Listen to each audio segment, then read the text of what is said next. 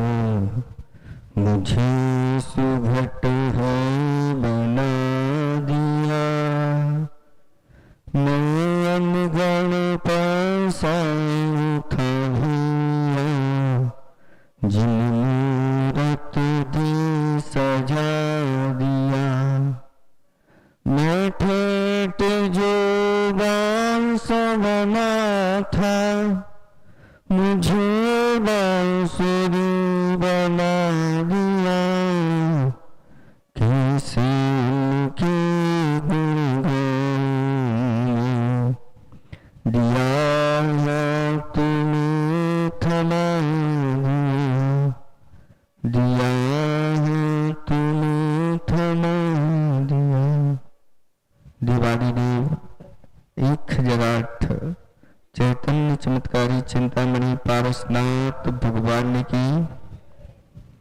देवादिदेव एक जलाठ वर्तमान ससनक महावीर भगवान की।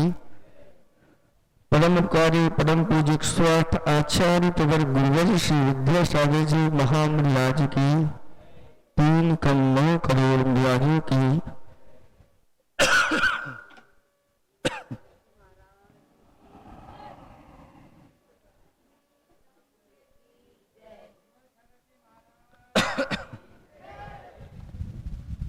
धर्म स्नेही भूपात्माओं,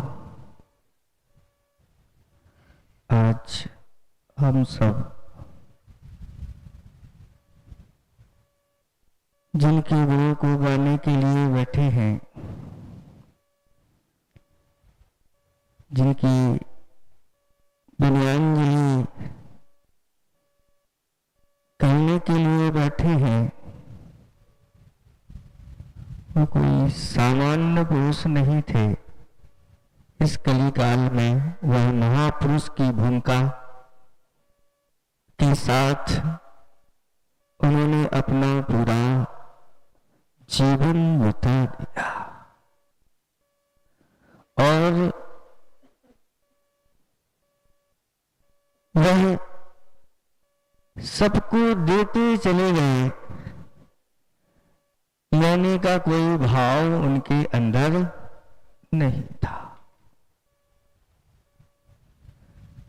किसी ने आकर के उनसे पूछा कि आचार्य भगवंत, जीने की शैली क्या होना चाहिए? बहुत कम शब्दों में उन्होंने सारभूत बात कह दी। न्यूनतम लेना, अधिकतम देना, श्रेष्ठतम जीना, बस यही जीवन का सार है। कि ग्रहण कम करना, लेकिन शक्ति अपनी उसका उपयोग करके जितना दे सको दो, और अपने जीवन में श्रेष्ठतम जीना, यानी महान गुणों के साथ अपने जीवन को यापन करना।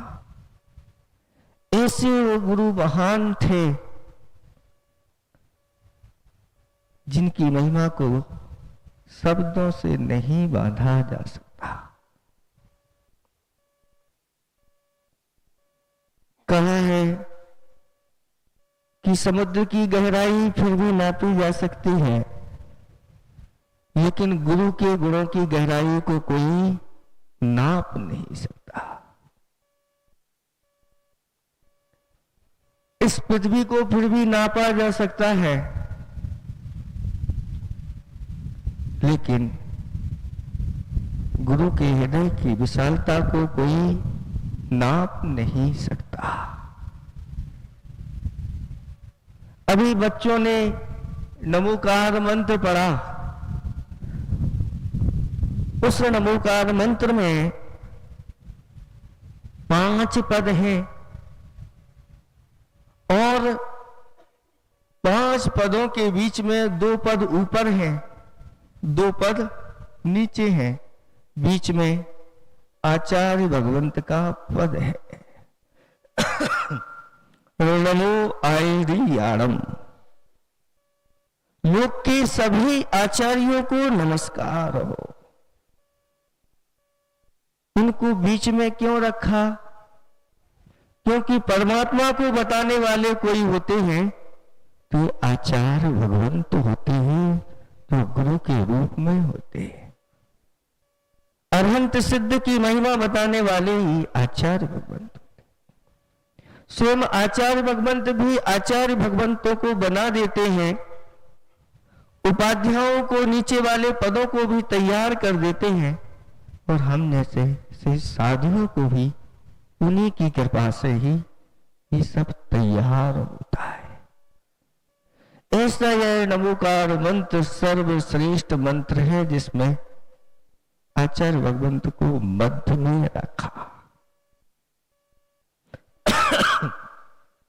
और बार बार ही कहा कि उठते बैठते आते जाते जिस अवस्था में हो उस अवस्था में इस नमोकार मंत्र का स्मरण करना चाहिए। एक जगह यज्ञ चल रहा था और वहां पर यज्ञ की सामग्री रखी हुई थी। एक कुत्ता आया और उस कुत्ते ने उस यज्ञ की सामग्री को झूठा कर दिया। यज्ञ करने वालों के जो पंडित थे, उन पंडितों ने उस कुत्ते को इतना मारा कि वह मरणासन्न हो गया। अंतिम श्वास से वह गिन रहा था। इतने में एक जीवंदर कुमार नाम के व्यक्ति वहां पर आए और जब कुत्ते को तड़पते हुए देखा, उस कुत्ते के ऊपर हाथ फेरा और उसके कान में नमोकार मंत्र सुना दिया। और नमोकार मंत्र सुनते सुनते उसके प्राण निकल गए और वह कुत्ता देवों में भी वह इंद्र बन गया, यक्षों का इंद्र बन गया। ऐसी महिमा इस नमोकार मंत्र की है।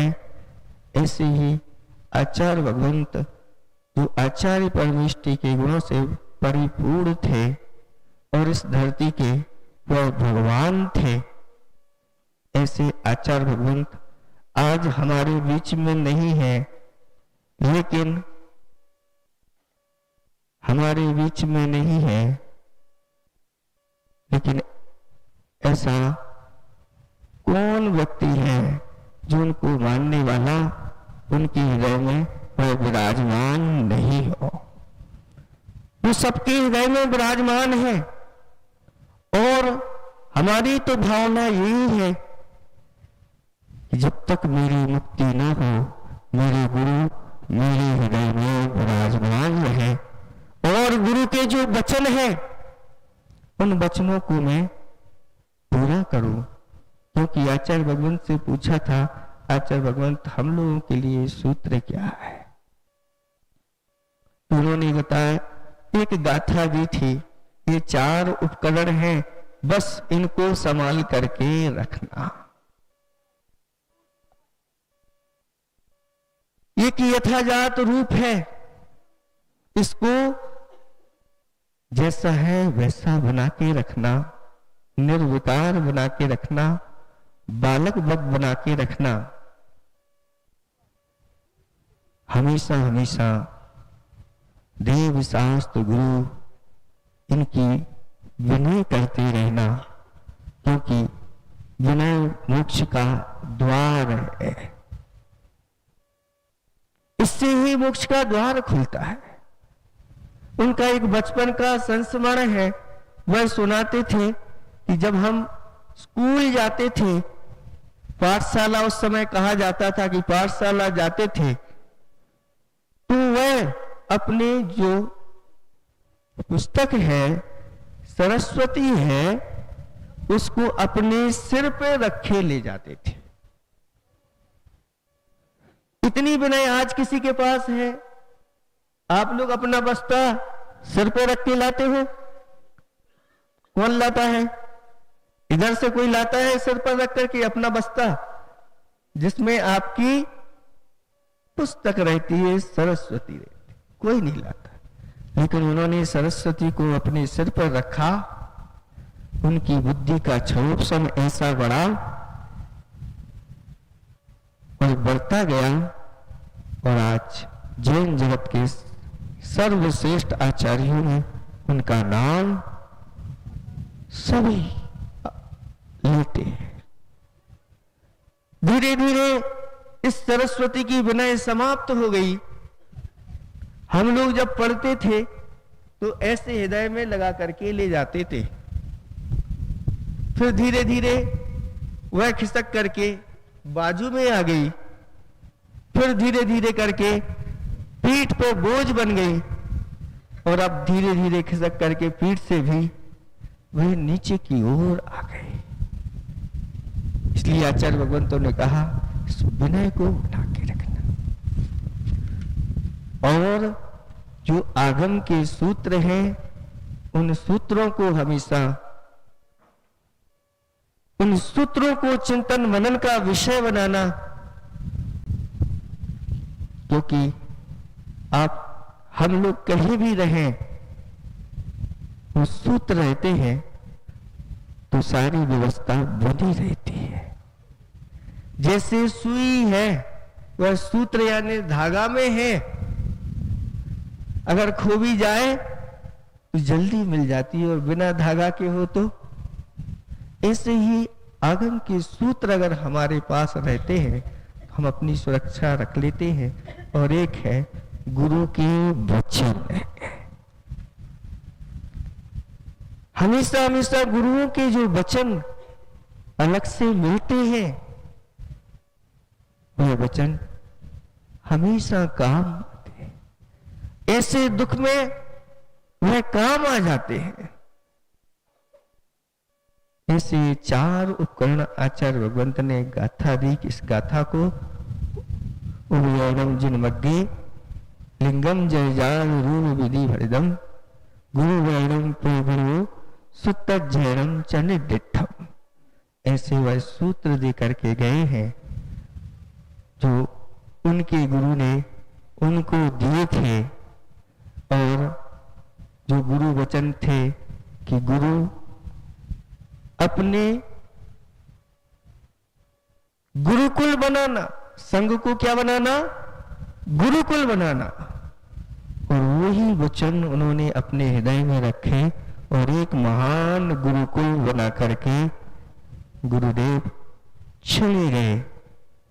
उनकी निष्प्रह वृत्ति कैसी थी? अलौकिक थी। लोगों के अंदर, कुछ लोगों के अंदर जिज्ञासा हो रही होगी कि जो ऐसे महान गुरु थे जिनके पास जाकर के सब अपनी अपनी भावनाएं रखते थे, उनकी भावनाएं पूर्ण हो जाती थी, किसी के रोग दूर हो जाते थे, आदि आदि। जिनकी जिज्ञासाएं थी उन जिज्ञासाओं का समाधान हो जाता था, तब उनको रोग हो गया तो उन्होंने अपने रोग को दूर क्यों नहीं किया? बंधुओं, ये जैन संतों की साधना ऐसी ही महान होती है। जैन भगवंतों की भी साधना ऐसी ही होती है कि पारसनाथ भगवान अतुल बल के धारी थे, फिर भी ध्यान में जब बैठे उनके ऊपर 7 दिन तक उपसर्ग होता रहा। वो चाहते तो फूंक मार देते तो सब उड़ जाता। ऐसी शक्ति उनके अंदर विद्यमान है। लेकिन नहीं, ये उपसर्ग और परिचय सहन करना, जिसके माध्यम से ये हमारा पूर्व का कर्ज चुक जाता है और श्रमणों का सबसे बड़ा धर्म समता है,